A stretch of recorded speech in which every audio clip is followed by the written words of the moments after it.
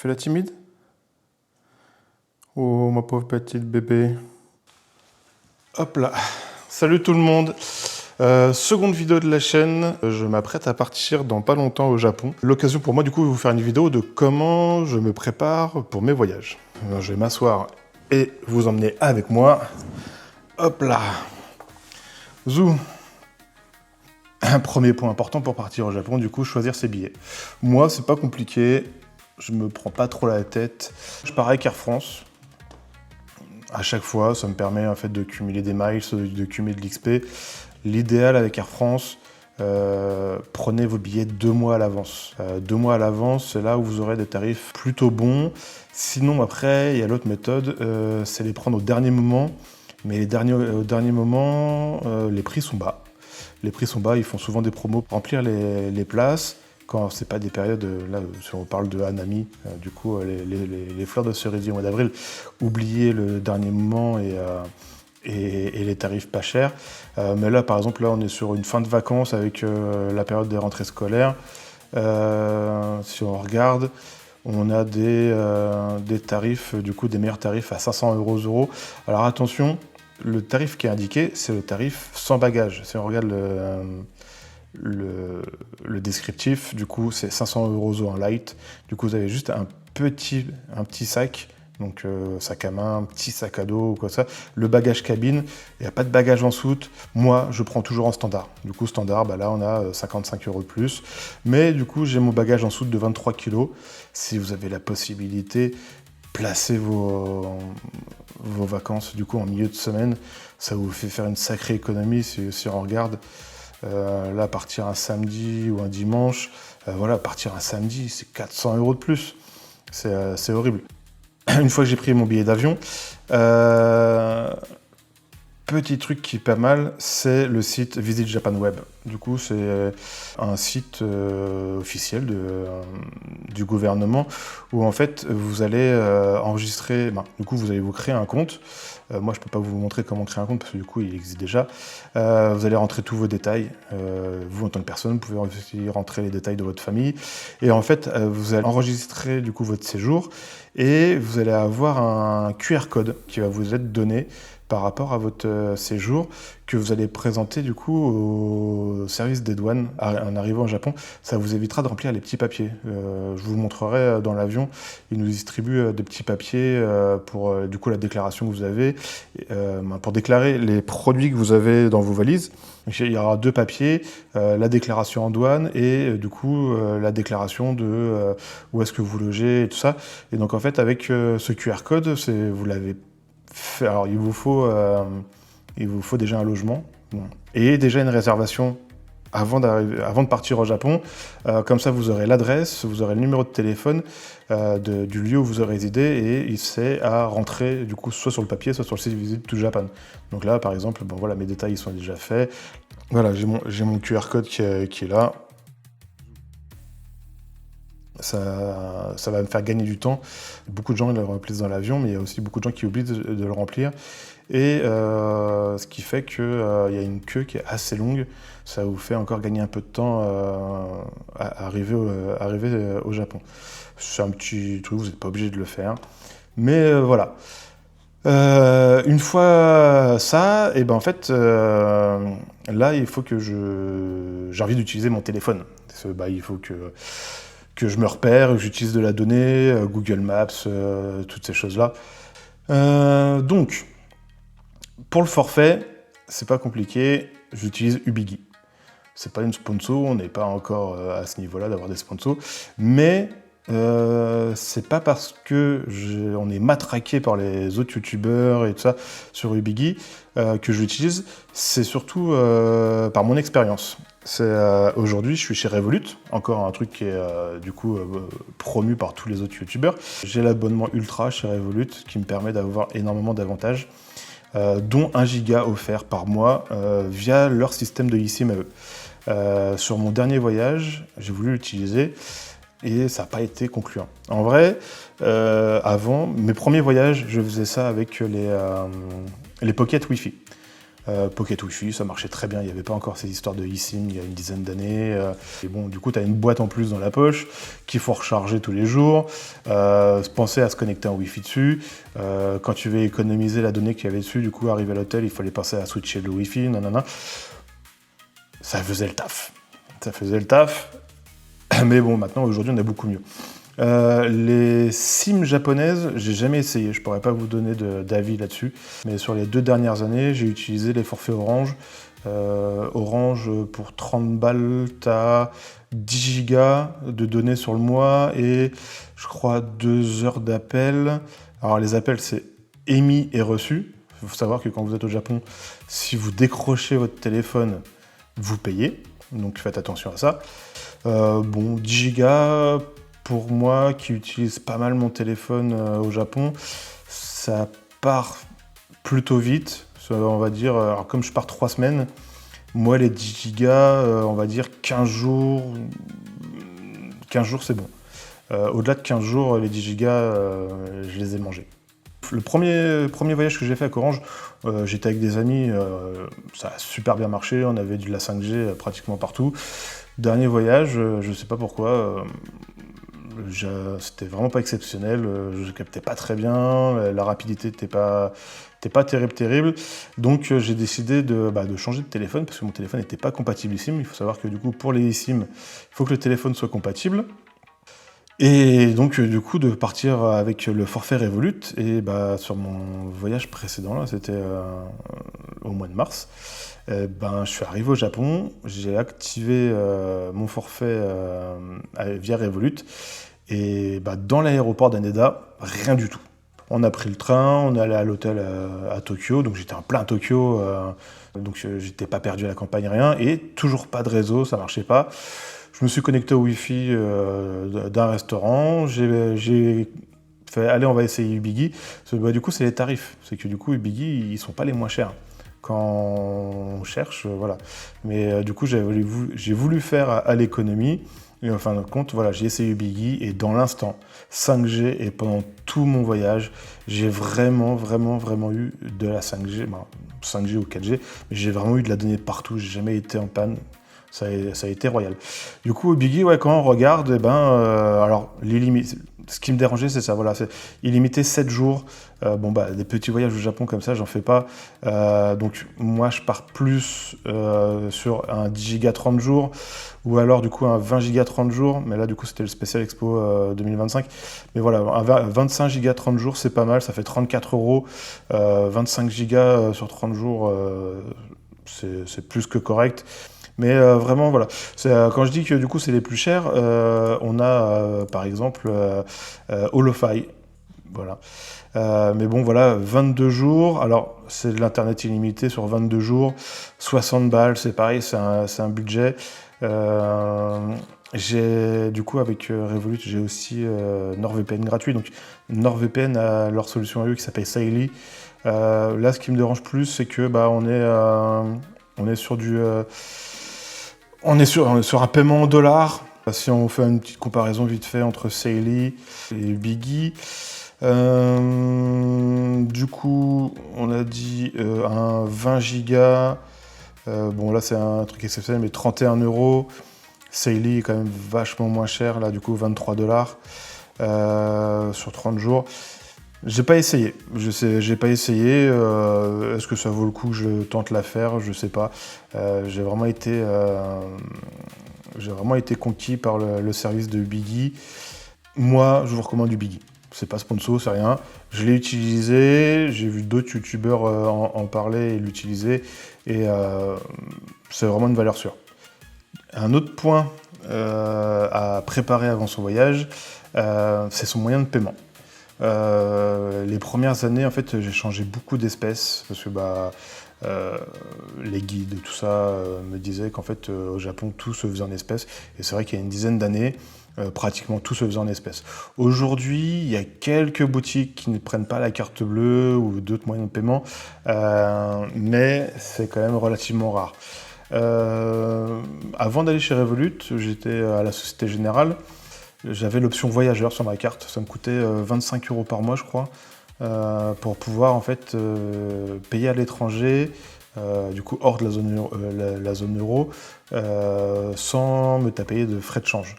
Après, le taux de change, je ne le connaissais pas plus que ça. Aujourd'hui, je suis chez Revolut. Voilà, il y a tout ce que vous avez entendu par les autres youtubeurs, toutes les pubs que vous pouvez voir, toutes les sponsors que vous avez des autres youtubeurs, c'est vrai. Ça, et bon, après, je prends toujours un peu d'espèces. L'espèce, je vous conseille de comparer les bureaux de change. Il y a beaucoup de bureaux de change dans les villes. Ça dépend où vous vivez, mais par exemple, moi, dans le sud, je sais que je suis dans le sud-ouest. Je peux aller à Bayonne, Biarritz, il y a 3-4 bureaux de change. Ça permet de comparer un peu les taux de change qu'ils pratiquent. Parce que du coup, il y a la valeur du yen. Mais après, en fait, il y a le taux de change pratiqué par le bureau de change, où en fait, ils retirent leurs frais et tout ça. Donc, le yen est dévalué. Voilà. Du coup, il est surévalué.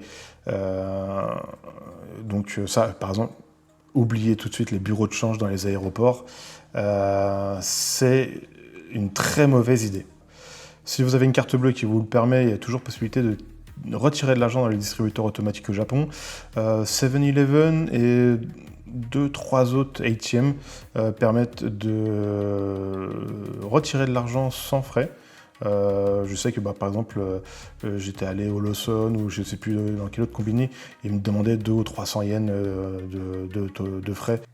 Prenez un peu d'espèces avec vous, faites-le avant d'arriver au Japon, évitez les aéroports, toutes les zones touristiques, les bureaux de change en plein milieu de Tokyo et ça, c'est là où vous allez être le plus désavantagé possible. Bon, voilà du coup pour les préparations en amont. Le voyage est proche. Il vous faut des bagages. Il vous faut 2 bagages, un bagage cabine, un bagage en soute. Moi j'utilise ça, du coup ça c'est mon bagage en soute. Je sais pas quel litrage j'ai fait, mais bon ça suffit largement, ça rentre dans les bagaristes. Oui, faites attention aux compagnies que vous prenez, les formats de valises sont pas les mêmes. Donc celui-ci, moi pour Air France, il rentre bien. J'ai le petit bagage en soute, du coup, qui va pareil. Bon, c'est des trucs relativement basiques avec quelques poches, machin, de ça.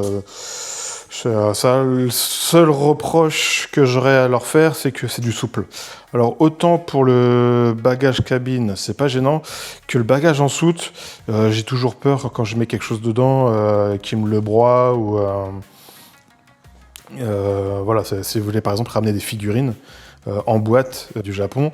Je l'ai tenté. Bon, du coup, les figurines, elles s'écrasent un petit peu suivant comment ils empilent les bagages, quoi. Ensuite, du coup, il vous faut des vêtements. Les vêtements, ça va dépendre de à quelle période vous partez. La température au Japon, ça reste, on va dire, les mêmes saisons qu'en France. Juste, on a, renseignez-vous, mais par exemple, on a juin, qui est la juin-juillet, qui est un peu la saison des typhons, ou avec beaucoup de pluie. Donc, un petit parapluie, voilà, ça prend pas de place. Je l'ai acheté au Japon. Ça permet de l'avoir dans son sac à dos ou toujours avec soi.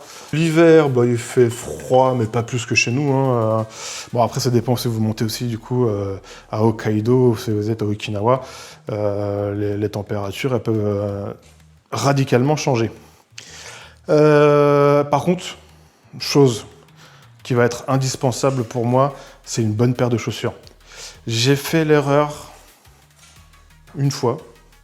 Ouais, c'est de partir avec des chaussures neuves, des baskets, des skate shoes, tout ce qu'il y a de plus basique, mais neuves. Je les avais pas faites avant de partir. Et au Japon, vous allez beaucoup marcher. Beaucoup marcher. Si vous voulez visiter, rien que dans Tokyo, hein, vous n'allez pas vous amuser à faire du métro à droite, à gauche, à droite, à gauche, à droite, à gauche. Vous allez vouloir marcher entre les stations un petit peu, visiter, machin. Vous allez beaucoup marcher. La dernière fois, voilà, j'ai mis les chaussures neuves. Le soir même, j'avais des ampoules.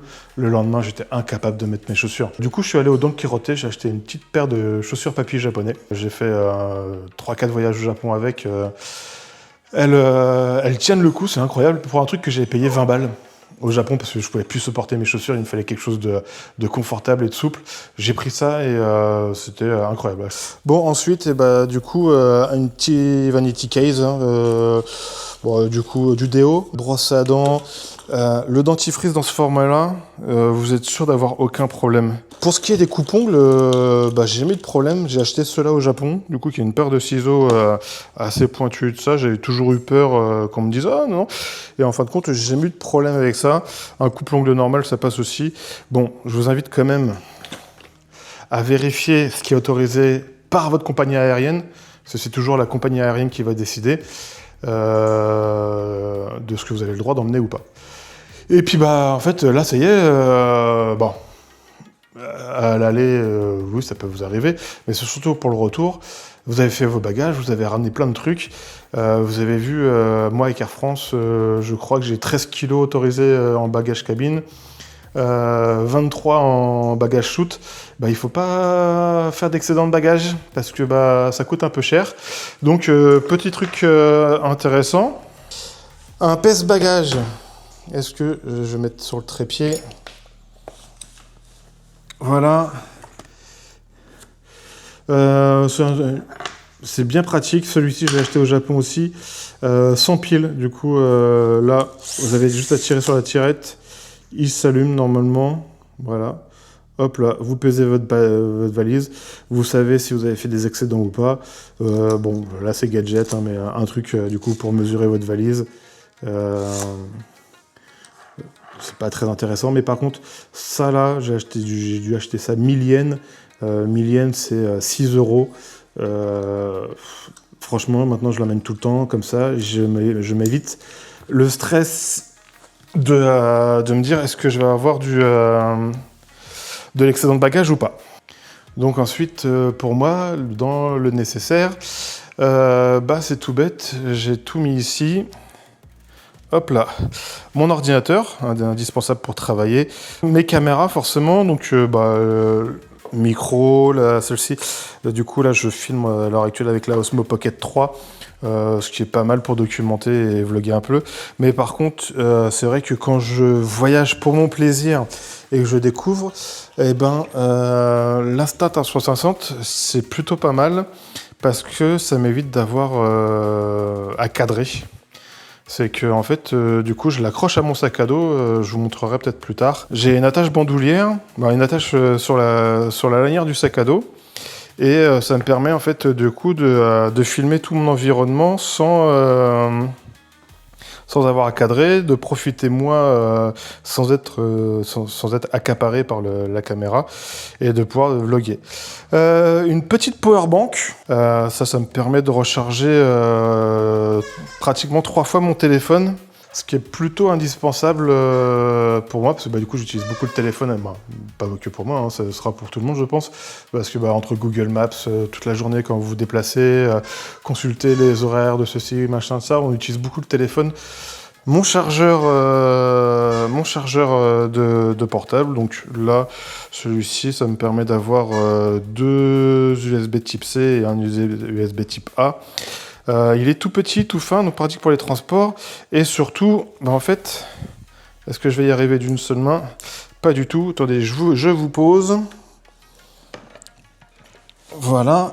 Et en fait, celui-ci, c'est de transport.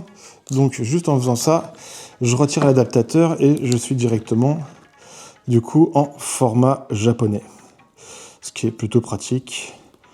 Voilà. Après, j'ai plus qu'à me brancher directement sur les prises qui sont là-bas et j'ai pas besoin d'adaptateur. Alors, je vous parler d'adaptateur. Effectivement, en fait, au Japon, si vous avez des appareils, alors attention. Pour brancher les appareils au Japon, il faut que vous soyez forcément 110 volts. Aujourd'hui, les chargeurs de téléphone, si vous regardez, est-ce que je vais pouvoir vous faire la mise au point là-dessus? Voilà, là on filme beaucoup mieux de près. Vous voyez, là, juste ici, hop là, input 100 à 240 volts. Il faut absolument que sur ce que vous voulez brancher au Japon, vous voyez cette indication-là. Par exemple, là, on va prendre le chargeur de mon ordinateur, et si, hop là, je ne l'ai pas pris dans le bon sens, si on fait bien attention, ça va être noté en tout petit, dans les caractéristiques, là, je crois qu'on se rapproche. Voilà, c'est écrit juste là au bout de mon pouce, 100 à 240 volts.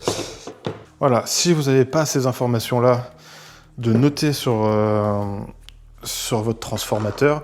Ça va être que sur les appareils à transformateur comme l'ordinateur, le chargeur de portable. Ne le branchez pas avec un adaptateur. Vous risquez de faire disjoncter les prises de l'hôtel ou de cramer carrément votre appareil. Vérifiez bien ça avant de partir. Du coup, en fait, une fois parti, moi, ce que j'ai fait, j'ai acheté une petite rallonge. Bon, le cliché, hein, j'ai acheté ça à Akihabara, à Electronic Town. Mais bon, j'ai une petite rallonge, voilà, toute basique. Ça me permet de me rapprocher mon chargeur si la prise est un peu loin dans la chambre d'hôtel. Ça me permet de brancher 2 appareils type japonais. J'ai 2 petits chargeurs USB dessus. Bon, voilà, c'est toujours pratique. Ça m'a rien coûté.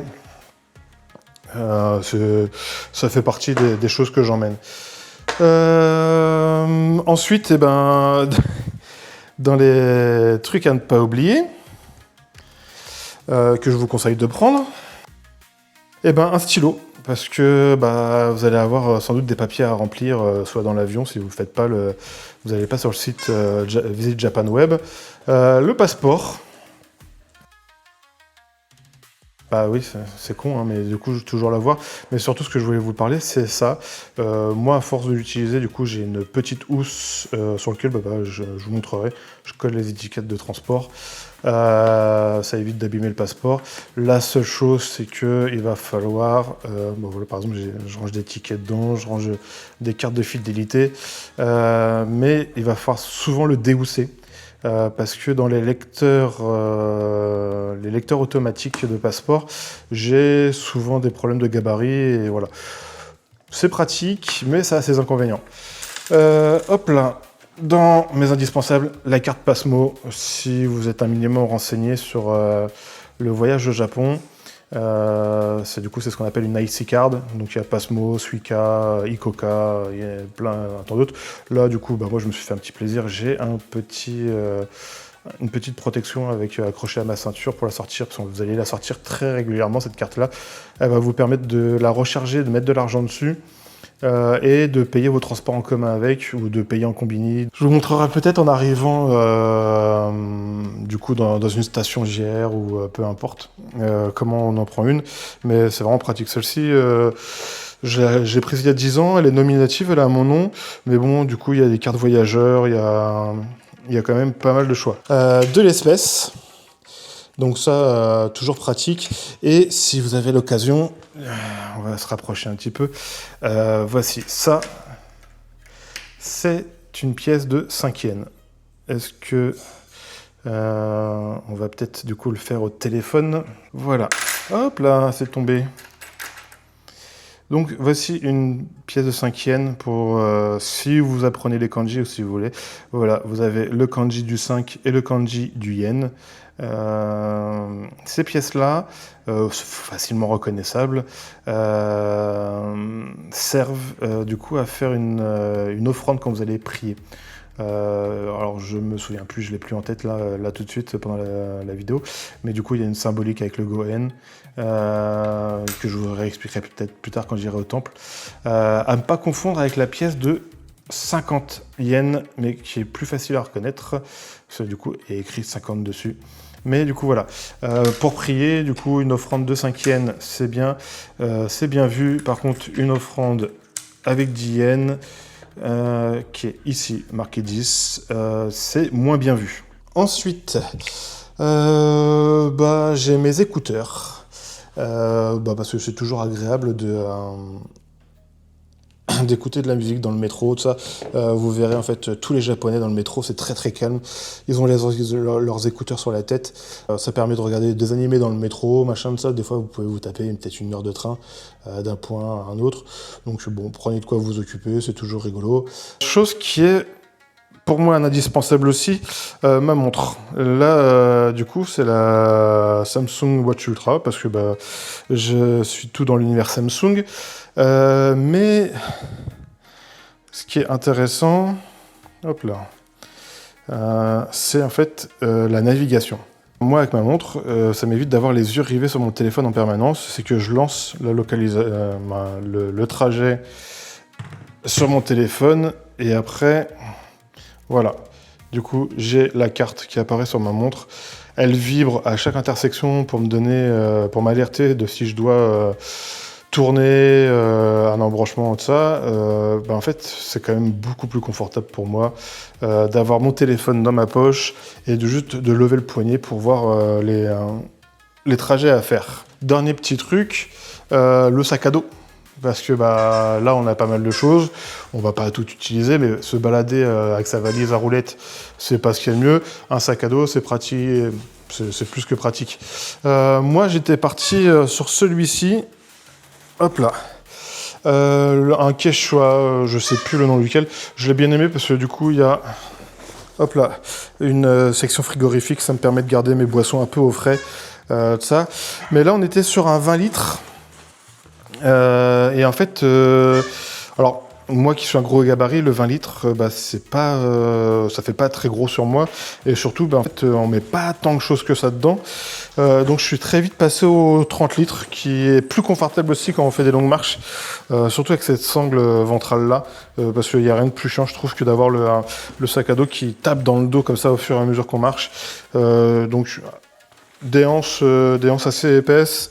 De quoi bien l'attacher et bien le fixer pour marcher assez longtemps quand on veut se balader. C'est ça. Bon, après, voilà, du coup, avec le temps, on va faire quelques gâchapones, quelques temples, du coup, pour avoir des petits souvenirs qu'on accroche à son sac à dos. Ça fait toujours plaisir. Là, généralement, si on regarde, voilà. Là, j'ai un petit mochi, un petit Sakura mochi et un petit pod de Dragon Ball. C'est toujours rigolo. Et puis bon, à chaque voyage, voilà, on en rajoute. C'est ce qui fait plaisir. Voilà, du coup, on a le nécessaire. Il n'y a plus que du coup à se préparer à prendre l'avion. Et puis 2-3 petits accessoires que j'aime bien prendre dans l'avion. Un petit oreiller de voyage. Donc c'est relativement très compact. Une fois que c'est rangé, ça permet de pas trop prendre de place dans la valise, même si du coup on le sort de la valise et que à l'embarquement il ne nous dit rien. Mais voilà, un petit truc, on l'attache là devant, clac. Sur celui-ci, j'ai une petite capuche, hop, pour masquer les yeux. Et hop là, ouais, j'en voyais pas toute la capuche. Mais voilà, il y a une petite capuche, ça permet de se masquer les yeux et de, quand on veut se forcer à dormir, de pas trop être dérangé par la lumière. Un petit casque audio.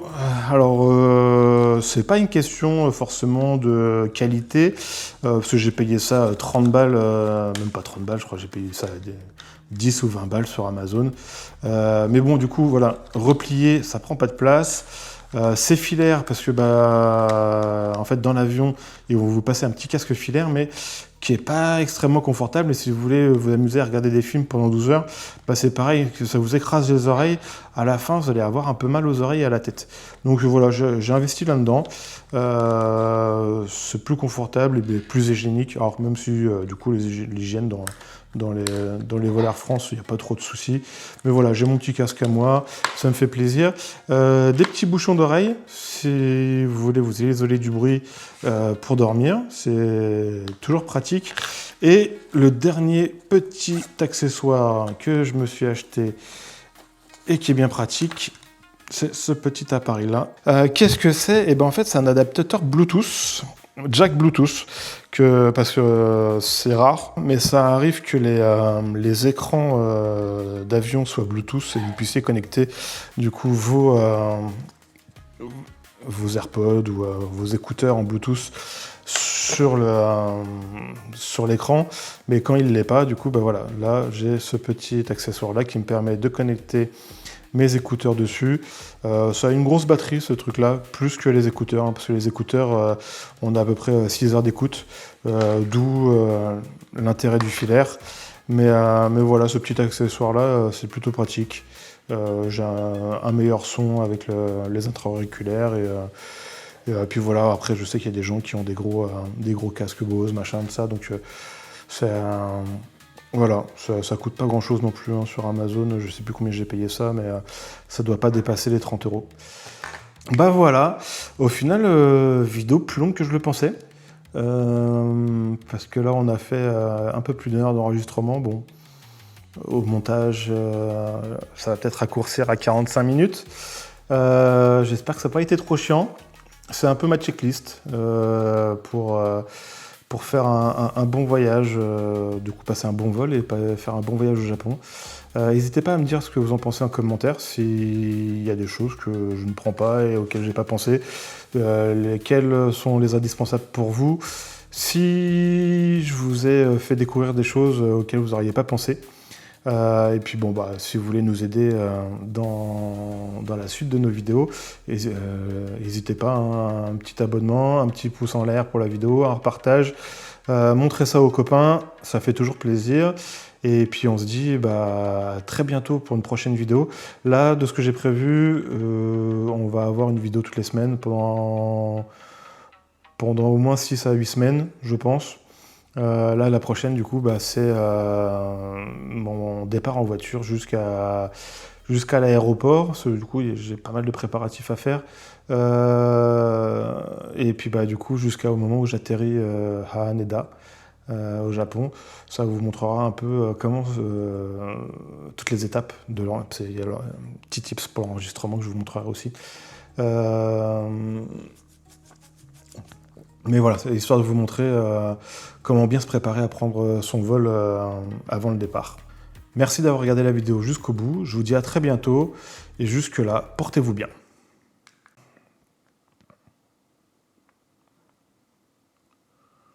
Je n'ai pas mon outro, une idée qui vient tout de suite.